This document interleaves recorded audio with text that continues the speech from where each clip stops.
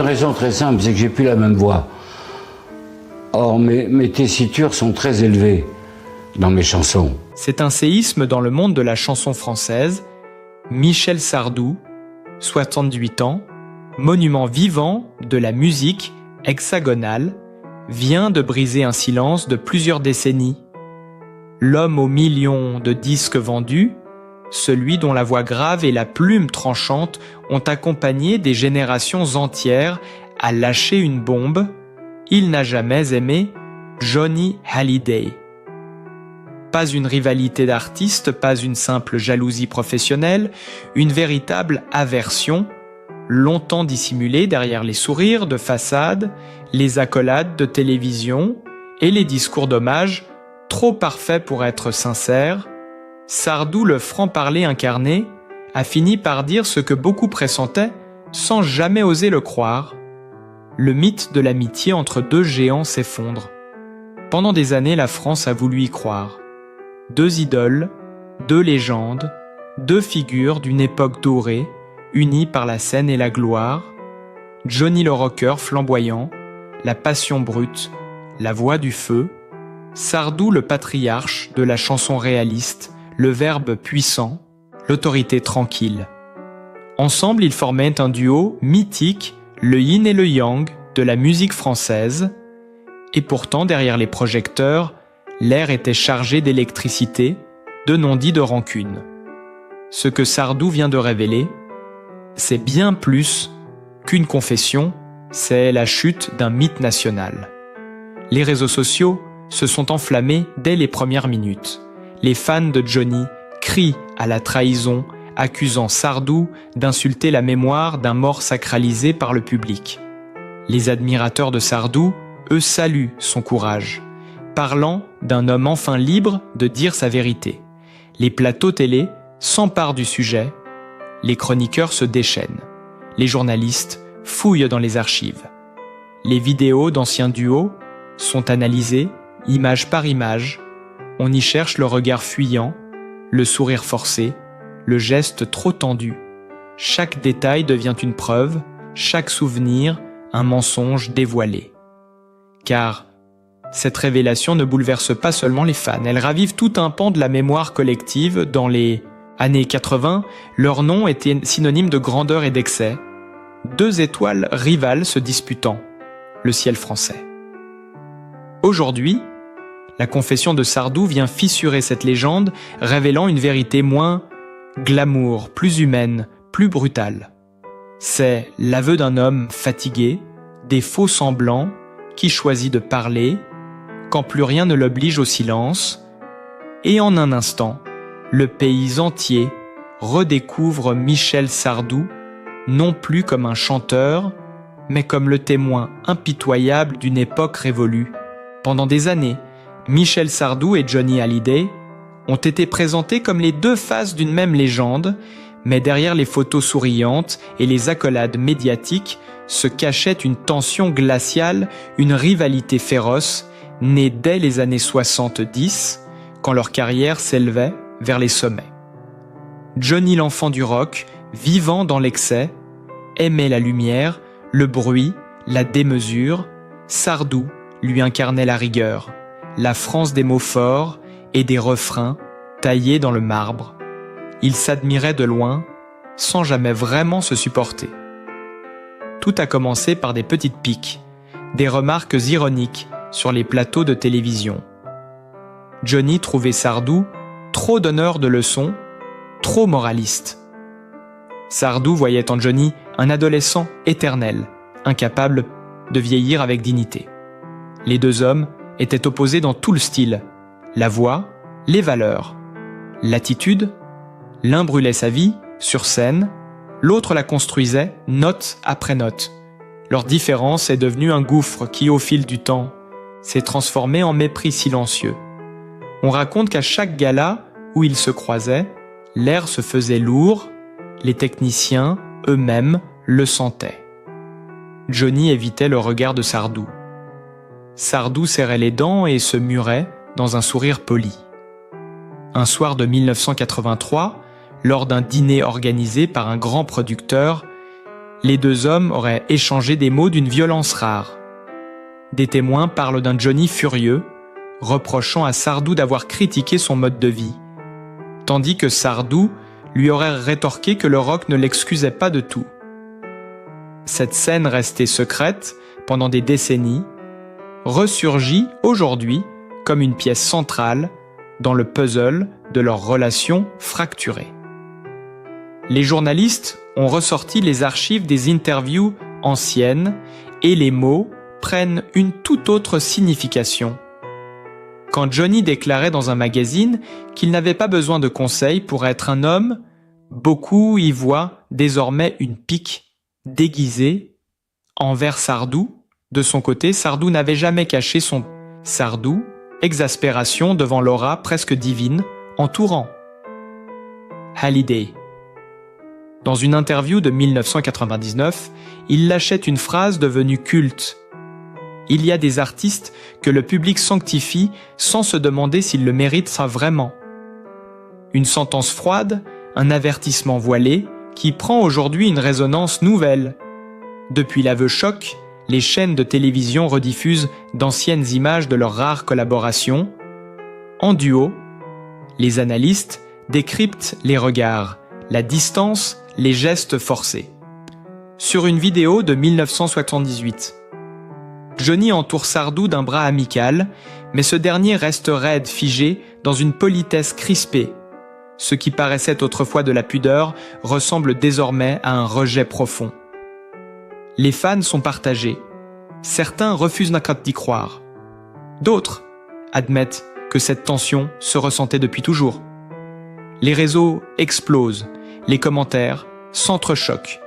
Les anciens musiciens livrent leurs souvenirs. Les proches parlent d'un respect froid, jamais d'amitié réelle.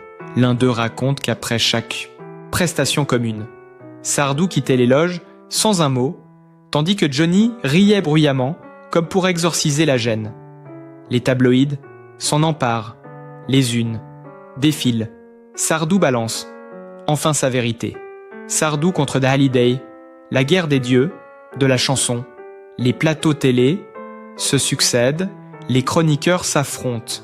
Certains défendent le droit à la sincérité d'un homme qui ne doit plus rien à personne d'autre, accusent Sardou d'avoir profané la mémoire d'un ami disparu. L'atmosphère devient irrespirable, comme si la France tout entière se retrouvait déchirée entre deux camps.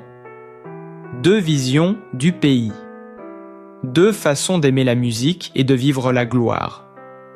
Les journalistes traquent chaque mot, chaque souvenir dans les coulisses d'une époque où tout semblait possible, mais où les égos étaient les plus grands que la scène elle-même. On redécouvre une lettre oubliée, une photo d'un dîner où Sardou détourne le regard, une archive sonore où il plaisante à moitié sur la folie de Johnny. Tout devient indice, preuve, témoin d'une haine patiemment contenue. Michel Sardou, en rompant le silence, ne se contente pas de révéler une rancune personnelle. Il ravive le feu sous la cendre d'une mémoire collective et fait trembler tout l'édifice de la chanson française. Ce n'est plus seulement une querelle d'hommes, c'est une fracture culturelle, un choc générationnel. L'aura immaculée de Johnny vacille aux yeux de certains, tandis que Sardou retrouve malgré lui le rôle du provocateur absolu, de celui qui ose dire ce que personne n'osait murmurer. Les salles de rédaction bruissent les anciens amis communs, refusent moins de parler. Les producteurs rappellent les tensions d'autrefois. Un ancien musicien confie qu'en tournée, on évitait de programmer leur nom sur la même affiche tant leurs entourages se détestaient. Cette confession tardive agit comme un miroir tendu à toute une époque, faite d'admiration et de rivalité déguisée en camaraderie. Chaque mot prononcé par Sardou depuis cette révélation est disséqué, repris amplifié, sur les réseaux. Son visage fatigué, ses yeux sans détour lors de son entretien à la télévision deviennent l'image d'une vérité qui dérange. L'homme ne cherche plus à plaire, il se libère et ce geste choque, fascine et divise. En brisant l'illusion, Michel Sardou a rallumé une tempête médiatique et humaine dont personne ne sort indemne. Les fans pleurent un mythe, les critiques applaudissent le courage du franc. Parler, la France découvre que même les légendes peuvent un peu se haïr et que derrière les applaudissements, il y a parfois des silences plus lourds que les cris.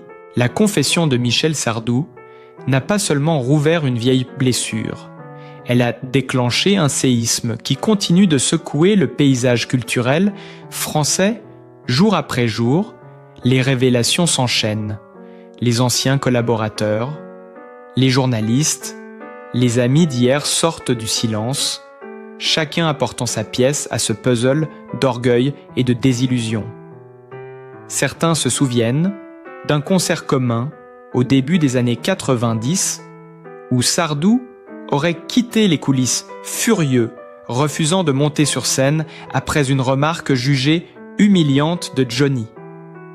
Les témoins parlent d'un Johnny goguenard, lançant devant toute l'équipe qu'il n'avait pas besoin de leçons de morale, d'un type qui chante pour les vieux, une phrase qui aurait glacé l'air dans la loge et que Sardou n'aurait jamais oublié. Ce soir-là, la fracture aurait été définitive. Depuis ce jour, les deux hommes ne se seraient plus adressé la parole autrement que par médias interposés. Les tabloïds de l'époque évoquaient des tensions, mais le public ne voulait rien voir. Il préférait l'image des deux monuments, unis par la passion de la scène. Aujourd'hui, cette illusion vole en éclats et le pays découvre l'ampleur du fossé entre eux. Les confidences s'accumulent, les techniciens de studio, les producteurs de tournée racontent les silences lourds, les regards évités, les discussions coupées nettes. On parle d'une jalousie mutuelle, d'une lutte d'ego où chacun voulait être le numéro 1. Sardou, l'intellectuel exigeant, refusait la superficialité du show business. Johnny, lui, vivait pour la scène, pour le public, pour le feu, et considérait Sardou comme un moralisateur incapable de comprendre l'âme du rock. Leur opposition était totale, jusqu'à la manière d'aimer le public. L'un voulait convaincre l'autre, voulait brûler. La tension s'est transformée en dédain, puis en haine glacée que seule la mort semblait avoir apaisée. Jusqu'à ce jour où Sardou a rouvert la plaie en plein cœur de la mémoire collective. Sur les plateaux de télévision, les débats prennent des allures de procès. Les commentateurs se divisent entre ceux qui crient au règlement de compte posthume et ceux qui saluent le courage de la vérité. Les chaînes d'infos diffusent en boucle les extraits de l'interview fatidique où Sardou, le regard fixe, la voix grave, lâche sans détour. Je ne l'aimais pas. Je ne l'ai jamais aimé. Ces mots résonnent comme un coup de tonnerre dans un pays qui vénérait Johnny comme un demi-dieu.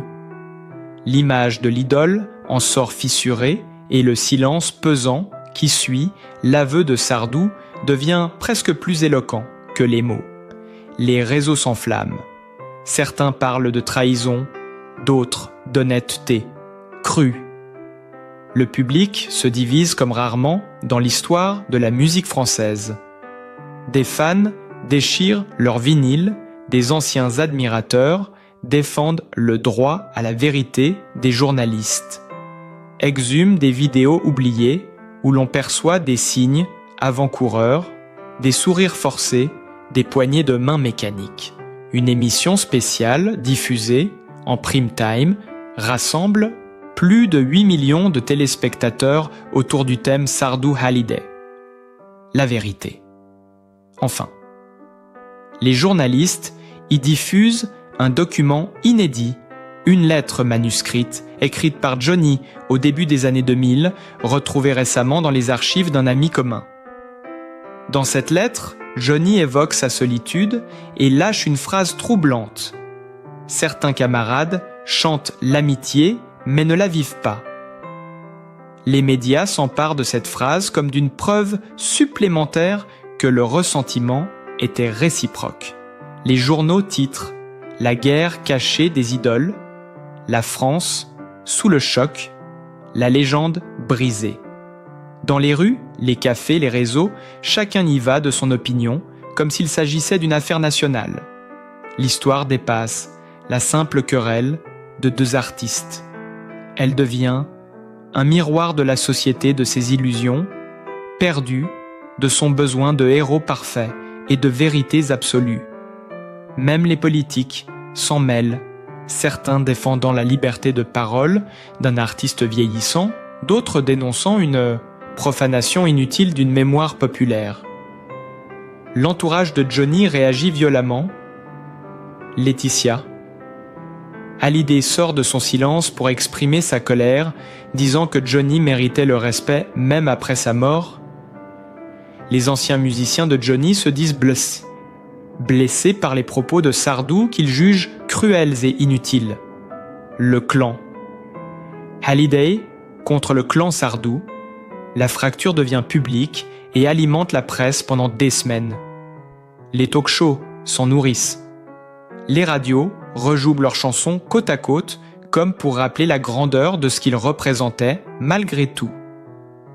Mais chaque note semble désormais teintée d'amertume. Les journalistes spécialisés parlent d'une blessure historique, d'une déchirure dans l'âme de la chanson française, car derrière cette vérité tardive, c'est une génération entière qui revoit ses souvenirs s'effondrer. Sardou, quant à lui, reste imperturbable dans ses rares apparitions. Il assume ses mots sans chercher à les adoucir, disant simplement qu'il en avait assez du mensonge, qu'il voulait mourir en paix avec sa conscience. Les caméras le traquent, les micros se tendent, mais l'homme ne se dérobe pas. Il sait qu'il a déclenché une tempête, mais il semble la regarder avec le calme de celui qui n'a plus rien à perdre.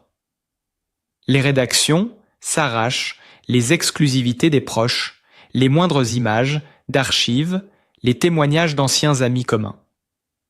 Chaque révélation relance la machine médiatique et plonge un peu plus le public dans la stupeur. C'est un feuilleton national, un drame à ciel ouvert, où les légendes se fissurent et où la vérité brutale prend la place du mythe. Dans les studios, les journalistes parlent d'un avant et d'un après. Sardou Hallyday, comme si ce moment marquait la fin d'une époque, celle où la musique française semblait encore unie sous une même bannière d'or et de nostalgie. Désormais, le vernis est tombé et la légende chante faux. Les jours qui suivent, la confession de Michel Sardou ressemble à une longue onde de choc qui ne faiblit pas. Les unes des journaux s'arrachent le moindre mot de l'artiste. Les plateaux télé multiplient les débats.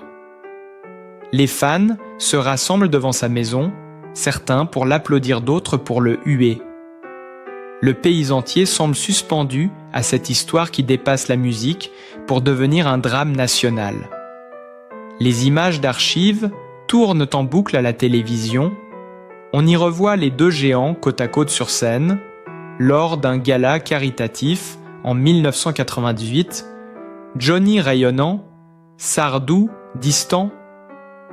Les analystes dissèquent chaque seconde de la séquence comme un film d'espionnage à la recherche d'indices de gestes trahissant la froideur de leur relation. Une ancienne attachée de presse confie que Sardou supportait mal la popularité de Johnny, qu'il voyait en lui un phénomène médiatique plutôt qu'un véritable artiste. Elle raconte ces moments tendus en coulisses où Sardou refusait de faire la moindre photo commune, redoutant d'être relégué au rang de figurant dans le monde flamboyant de Hallyday. Les producteurs, eux, se rappellent un autre épisode explosif en 2006, lorsqu'un magazine proposa une couverture conjointe pour célébrer 40 ans de carrière. Les deux équipes s'étaient affrontées pendant des semaines sur la taille des portraits et la couleur des lettres. Johnny voulait la lumière, Sardou exigeait l'équilibre. Résultat, l'idée fut abandonnée et la rancune s'installa définitivement. La presse en parle aujourd'hui comme du tournant silencieux de leur guerre d'ego. Ce n'était plus une rivalité artistique, c'était devenu une bataille d'identité entre deux conceptions du mythe français. L'un, populaire instinctif, charnel, l'autre cérébral, discipliné, intransigeant. Quand Sardou prend la parole aujourd'hui, il ne parle pas seulement d'un homme qu'il n'aimait pas. Il parle d'un système qu'il exécrait, d'une idolâtrie qu'il jugeait aveugle. Dans son interview, il lâche calmement « Il y avait Johnny et puis il y avait le cirque autour de lui. Moi, je ne supporte pas le cirque. » Une phrase qui frappe comme un coup de poing et ravive l'image d'un Sardou droit, presque austère, face à l'exubérance d'un Hallyday déchaîné. Les réactions ne se font pas attendre. Des fans de Johnny organisent des rassemblements brandissant des pancartes, Sardou jaloux, des pétitions circulant en ligne pour boycotter ses concerts, tandis que d'autres, au contraire, louent son courage et son honnêteté. Des philosophes, des critiques littéraires s'invitent dans la polémique parlant d'une vérité nécessaire sur la nature des idoles. Un célèbre chroniqueur écrit dans un éditorial enflammé « Ce que Sardou vient de faire, c'est crever la bulle de l'hypocrisie nationale. Il a osé dire que même les dieux ont des ennemis et que c'est peut-être cela qui les rend humains. L'opinion publique se déchire et les réseaux deviennent le théâtre d'une guerre virtuelle entre les sardouistes et les hallydayiens. Les messages se comptent par millions, les insultes et les déclarations d'amour se mêlent dans un vacarme numérique sans fin. Pendant ce temps, les chaînes d'infos annoncent un scoop, une ancienne bande sonore inédite d'une répétition commune en 1987, où l'on entend clairement Johnny ironiser sur Sardou, le traitant de vieux prof coincé, avant de rire bruyamment. Sardou ne répond pas, mais le ton glacial de sa voix, en retour, suffit à comprendre qu'il ne pardonnerait jamais. Cette archive, diffusée par une grande chaîne nationale, fait l'effet d'une bombe et conforte l'idée que la haine était réciproque. L'audience explose. Les journalistes parlent d'un record historique. Le drame des deux monstres sacrés captive tout un peuple. Dans les cafés, les conversations tournent autour d'eux, comme autrefois, autour d'un match de foot. Certains disent que Sardou a raison de tout dire avant de partir. D'autres estiment qu'il enterre inutilement une légende que le pays avait besoin de conserver intacte. Dans les coulisses du monde du spectacle, la gêne était palpable. Les artistes de la nouvelle génération se divisent entre admiration et malaise. Certains osent soutenir Sardou. D'autres préfèrent se taire, craignant de fâcher les fans de Johnny. Même les maisons de disques s'en mêlent, rééditant dans la précipitation d'anciennes compilations communes pour surfer sur la vague médiatique. Les ventes explosent paradoxalement, transformant cette guerre posthume en triomphe commercial. Le paradoxe fascine les observateurs, la haine entre deux hommes fait renaître leur musique et rallume la nostalgie d'un âge d'or disparu. Dans les interviews, Michel Sardou garde la même posture droite, calme, presque glaciale. Il dit qu'il ne regrette rien, qu'il assume chaque mot, qu'il n'avait plus envie de jouer au compagnon de gloire d'un homme qu'il ne respectait pas vraiment. Il parle sans trembler, mais son regard laisse deviner la lassitude de celui qui a trop longtemps contenu sa colère.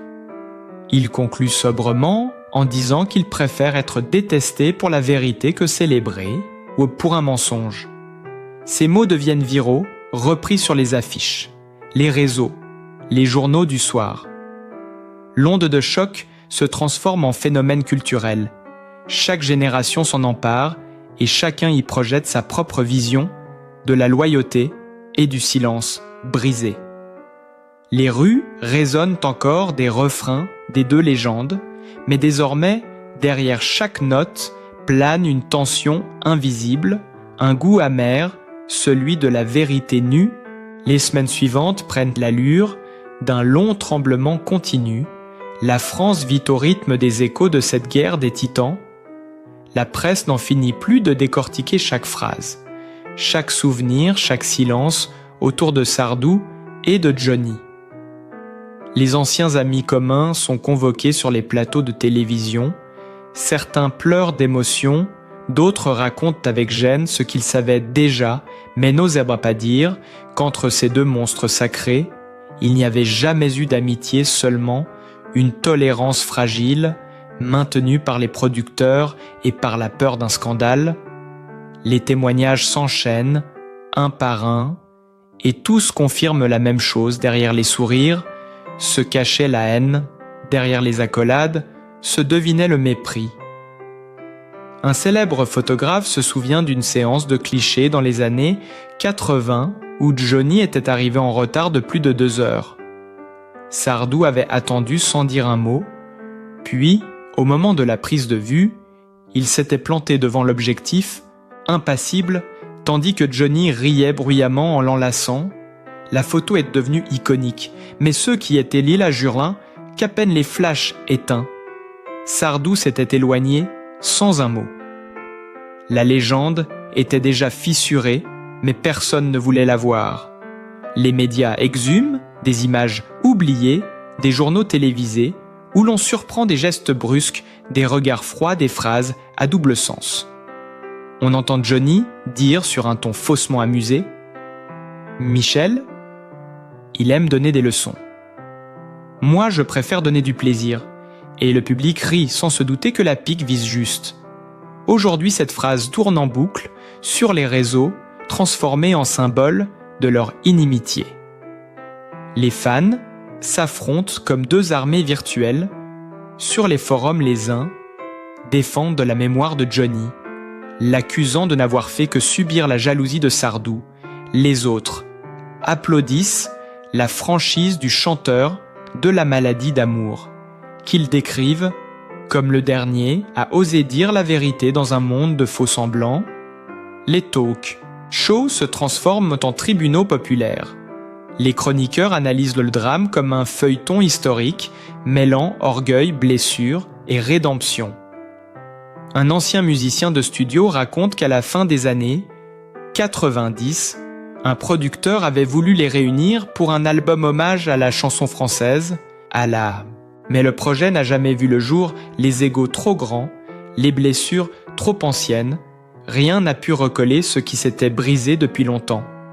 Aujourd'hui, ces images refont surface comme des fantômes du passé, rappelant que derrière les sourires des légendes se cachent parfois des cicatrices invisibles. La France redécouvre que même les géants ont des failles et que la gloire ne protège de rien, seulement du silence et de la vérité. Et si cette histoire vous a bouleversé, abonnez-vous pour ne pas manquer les prochains récits où les masques tombent, les idoles vacillent et les vérités longtemps cachées éclatent enfin au grand jour.